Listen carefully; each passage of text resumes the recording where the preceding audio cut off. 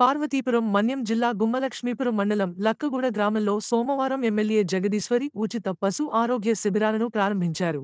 ఈ సందర్భంగా ఆమె మాట్లాడుతూ, రాష్ట్ర ప్రభుత్వం ఎంతో ప్రతిష్టాత్మకంగా పాడి రైతుల కోసం పశు ఆరోగ్య శిబిరాలను ప్రారంభించిందని, పశు వైద్యులు రైతుల వద్దకే వచ్చి పశువులకు వైద్యం అందిస్తారని పేర్కొన్నారు.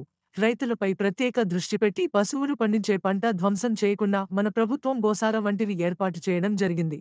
ఈ అవకాశాన్ని పాడి రైతులు సద్వినియోగం చేసుకోవాలని, గతంలో పెంపుడు జంతువులకు ఏమైనా జరిగినా వెటర్నరీ హాస్పిటల్కి వెళ్లేవాళ్లమని, ఇప్పుడు నేరుగా మన వద్దకే వచ్చి పశువులకు వైద్యం చేస్తూ ఉన్నారని సూచించారు.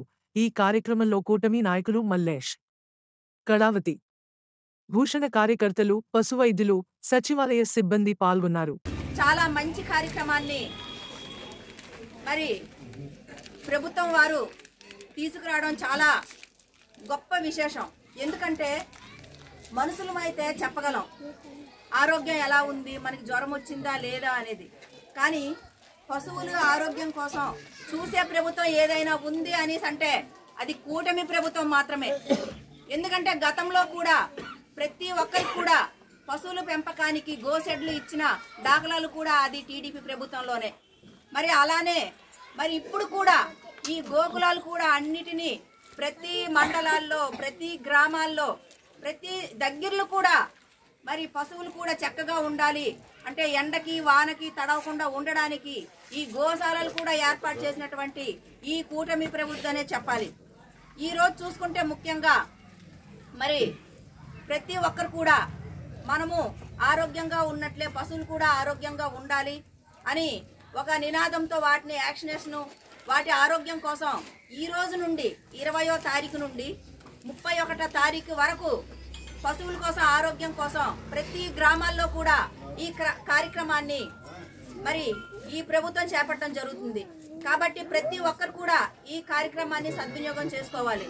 ఎందుకంటే ఈ రోజు చూసుకుంటే మరి చాలా వరకు గతంలో అయితే ఎన్నో పశువులు చనిపోవడం జరిగింది. వాటికి గత ప్రభుత్వము ఒక్కటి కూడా ఇన్సూరెన్స్ ఇవ్వకుండా మరి సుమారుగా 2,48,00,000 వరకు బకాయిలు ఉన్నారు. అవన్నీ కూడా ముందు గతంలో చనిపోయిన వాటికి కూడా మేము ఇవ్వడానికి సిద్ధంగా ఉన్నాం. ఎవరెవరు అయితే పశువులు చనిపోయాయో అవన్నీ కూడా మొత్తం డేటా సేకరించి వాటిని కూడా ఆ చనిపోయిన వాటికి నష్టపరిహారాన్ని ఇవ్వాలని చెప్పేసి ఇప్పుడు ఉన్నటువంటి మన కూటమి ప్రభుత్వం భావించి అందరికి కూడా డేటా తీసుకొని గతంలో చనిపోయిన వాటికి కూడా మేము ఇవ్వడానికైతే సిద్ధంగా ఉన్నాం. అవి కూడా ఈ మధ్యనే రిలీజ్ చేస్తారు. ఎవరెవరు అయితే పశువులు చనిపోయాయో వాటన్నిటికి కూడా మేము అందిస్తాం. తర్వాత ఇప్పుడు ఈ గోశాలలు మీరు అడిగారు అంటే ఇప్పుడు కొన్ని వరకు ఇవ్వగలిగాం.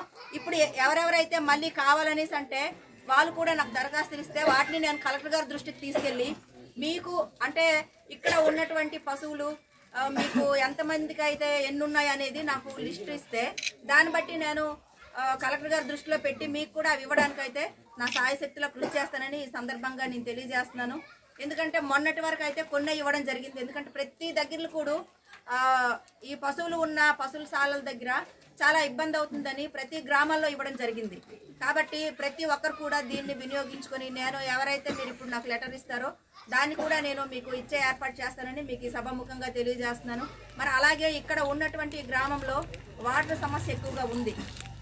కాబట్టి ఈ వాటర్ సమస్య నేను ఆల్రెడీ కలెక్టర్ గారి దృష్టికి తీసుకెళ్లాను.